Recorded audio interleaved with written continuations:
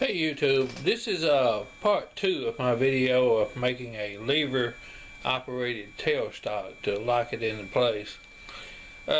This whole project was drug over a long period of time. It wasn't one that was just set out and boom boom boom, you know, one part right after the other. I mean, I made a part here and then a long period of time went by before I got back around to it again. So the video is kind of it's not a good video, I'll be honest with you. I mean, anytime you make something like this, you know, and there's so much in between stuff that goes on that it doesn't seem to be consistent. And there's a lot of other things that kind of jump in on the way. So anyway, it is what it is, and I was undecided whether to even show the video or not show it, but I figured, you know, it doesn't cost anything for me to make the video and put it on YouTube. It doesn't cost you anything to watch the video on YouTube. So I mean, there's nothing lost. And there may be some people out there that get a little bit of good out of it, and they may need a little bit of a hint on how to do it. I mean, I did it. It may not be the best way, but it works, and I'm passing on what I did to you. Hope you enjoy it. I was cutting my cam here and got a little thirsty, and I took a coffee break. But there are several different ways you can probably cut these cams. Most people probably cut it on the lathe using the 4-jaw chuck. But I had my 4-jaw chuck mounted on my my table, my rotary table here, and I didn't want to dismount it, and I could use it just as well here on the milling machine, doing the same thing as I could if I took it off and mounted it on the lathe. Most of this project is fairly straightforward. I've tried to look at it. There's a lot of people who have done this on YouTube, and I've tried to look several times, but I always get tied up with something or get distracted, and I never seem to watch the whole thing. So I'm just kind of going about it my own way, but there's not too many ways that I can think of, simple ways in a way that you can do this besides this way. You make a little device of some kind to screw onto the screw in your tailstock, and then you make a cam, and you have to bore a hole through your side of your tailstock, and you attach a handle, and with the offset in the cam here, it picks up on the screw and it tightens it, and that way you can lock down the tailstock. I mean, it's not rocket science, but the cutting of these cams is not as straightforward as you might think if you haven't tried it before, because the setup, well, obviously you got a 4-jaw setup to begin with, and then you want probably one edge, like I do. I want the cam offset the maximum, so I want one side flush with the edge of my piece, and then you want the cam turned to a certain size. That in itself is a little bit difficult, at least for me. My brain very seldom ever works anymore. So for a brainless person, it requires an awful lot of hard thought. But I have it close. I think it's a little over from the board that I put in my piece, and I'm hoping it's a little bit over, and then I can turn it down a little bit more and make it just a hair smaller. But I kept going from too small to too big, and so I just stopped right there, just a little bit oversized, and then I'll turn it a little bit more when I actually fit it. It probably would have been better to go the other way. It probably would have been better to go ahead and make this piece first and then bore out this hole or slot for this cam afterwards, because I think it would be a little bit easier to do it that way. Anyway, that's where I'm at right at this moment. I'm going to go ahead and turn around on the camera.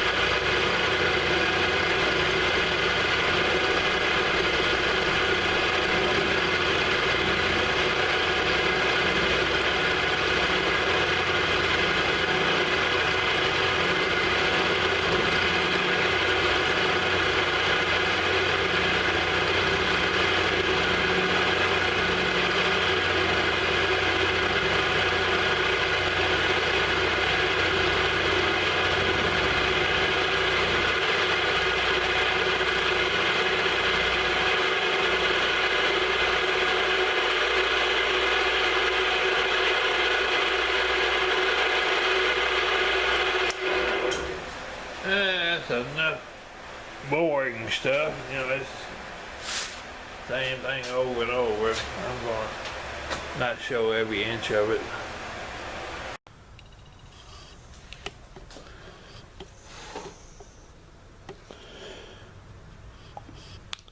I've done a few measurements. This is my tailstock, and I've done a few measurements trying to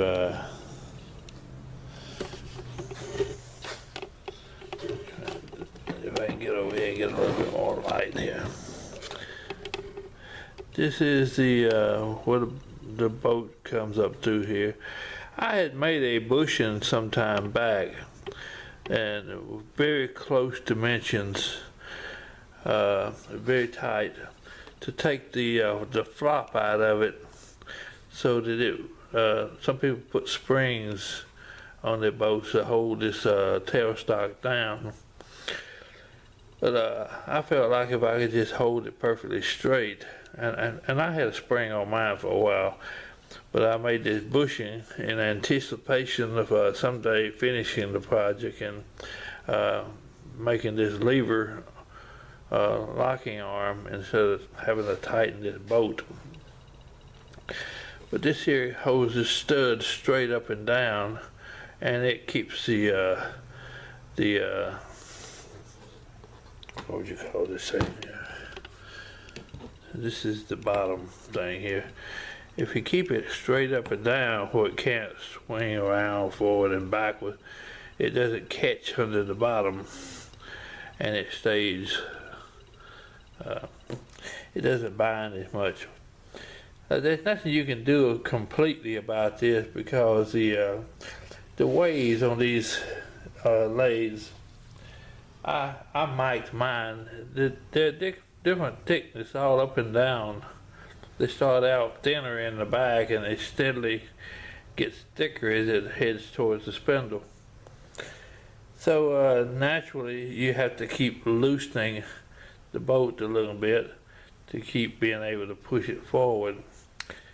I don't really understand why it couldn't have been built a little bit more precise than that, but you know, that's the Chinese way, I guess.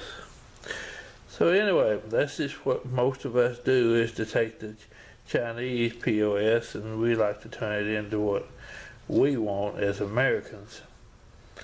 And this is what this attempt here is.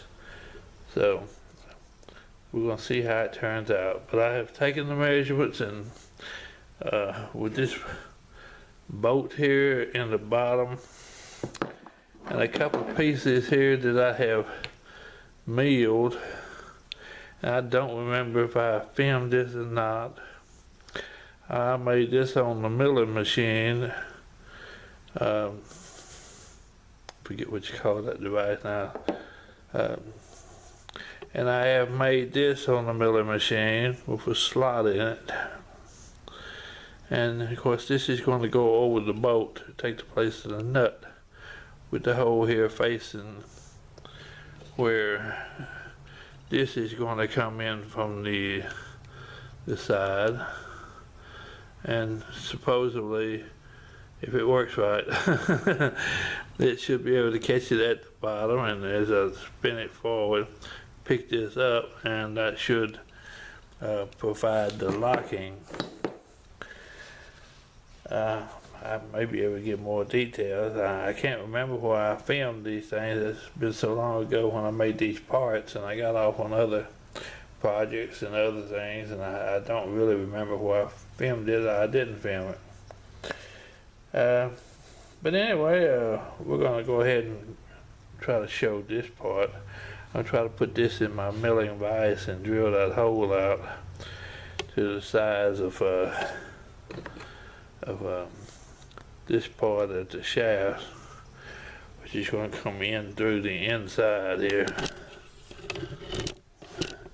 Come in through the inside, and then we're going to see if we can get that locked in there. Alright. Hi everybody, Martin Craftsman here. I've kind of got two projects going on at this very same time. I set this on my milling machine. I'm doing a conversion to make it a lever activated lock. I had created this piece here, which is nothing but a nut with a bigger section on top. Then I have a cross piece built in here through the side where the lever will actually mount, and it's got a offset pin in it. So naturally, when I turn the shaft, there's my lighting is always horrible. So when I turn, well, I can't turn now because I'm sitting on it. So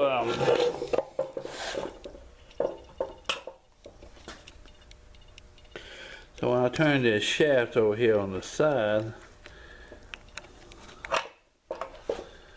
well, doesn't want to turn real easy.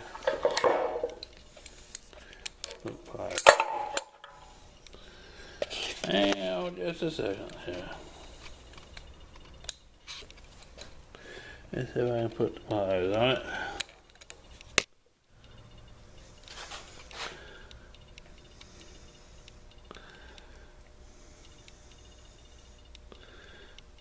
Yeah, it turns quite easy now, but the problem is you can't see it because the light's blocked.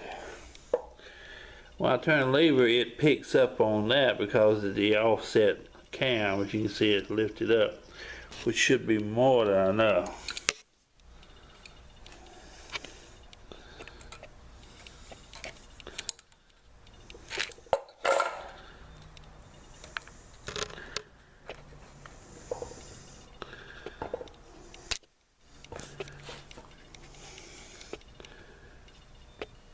Oh well, take my word for it, it does work. Actually, it works pretty smooth now. But up here, I have a power feed for my table on my milling machine. I pulled it off because it was not working.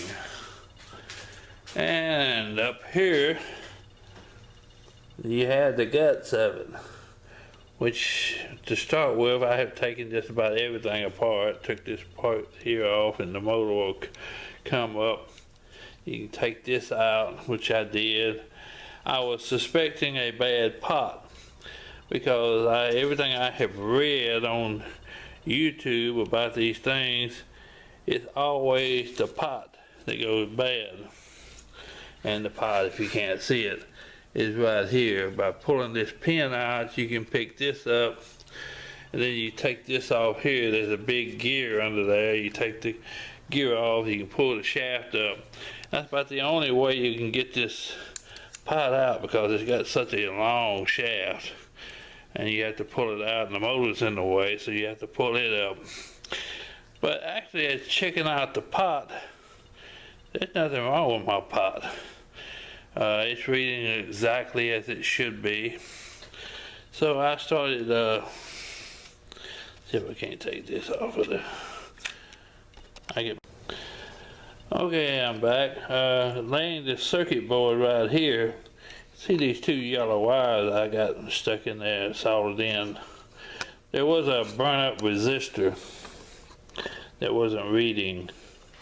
And that's what I thought the problem probably was, but I wanted to be a little sure, and I picked up this box. I used to have one a long time ago, and I couldn't find it. And for just a very few bucks, you pick up a substitution box, and I put it in here. And from looking at a circuit board that I thought was the exact same thing, it looked like this was a pretty low amperage resistor that was missing. I couldn't get a real good reading of the color, but it looked like it was around 240 or 250 ohm resistor. And I plugged in a 300. All you have to do is take the output here, run the wires from here, and run them into your board. And you can substitute the resistor that you want to try. And I plugged in a 300 ohm, and immediately my power feed goes back to working again. So years ago I had a bunch of old resistors just laying around, you know, spare parts and all kind of other stuff laying around. But my new wife, which I married her in '04, she didn't like all my junk. As you can see, my work area is already junky, but I do so much work in so many different areas. I mean, how can you keep everything clean at the same time? I got metal, I got woodworking, I got woodworking and everything else around here, and I got a lot more that I want to do than I have room for it all. Yeah, that needs to go somewhere else. Doesn't hardly fit in. Yep. So anyway, it does get cleaner than this at times. Not a lot, but a little bit. It's impossible to get much dirtier than this. I can say that much for it. But anyway, this thing here, it allowed me to plug in a 300 ohm and see if the board worked. That way I can be sure that that was the problem, and the board does work. The variable speed does work. So I've ordered some resistors off of eBay. They're coming from China. I think this probably on one of those Saipan sailboats. It'll probably be here in a year or two. So anyway, when it comes in, I'm going to stick the resistor in, put it back together, and show you what I got. But right now, this is my project. Since I can't go any more on this, but it does take up all my room, but I don't want to be moving a whole lot because I lose things. I don't have a wife handy. She lives and works in Georgia, where I live and don't work here in Mississippi. But I don't want to move anything and lose it. So I'm working at this at the same time. I can manually feed the milling machine, and that's what I have been doing. I have the handle. This is going to be the piece. Let me put a little light on the subject. It don't give out much, does it? This is the piece that the actual handle is going to screw into. This piece here will slide onto the little pin sticking out here, and we're going to see if we can't make this a handle operated device instead of tightening that nut down with a wrench, which is horrible. I guess it's really not horrible. It only takes like what, 5 seconds to actually do it. But when you see everybody else just pull a lever and push it forward and pull a lever and tighten it up, I mean, it just seems like I'm missing out on something. So, all right, this is the finished product.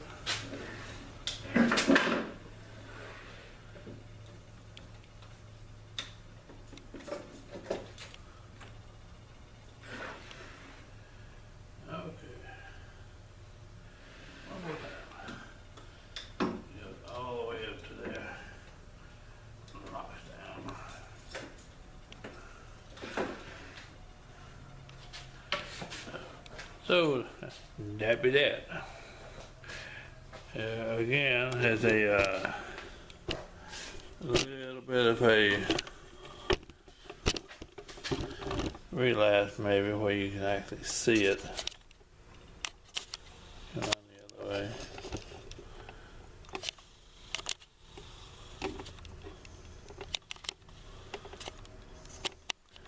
Make it dizzy.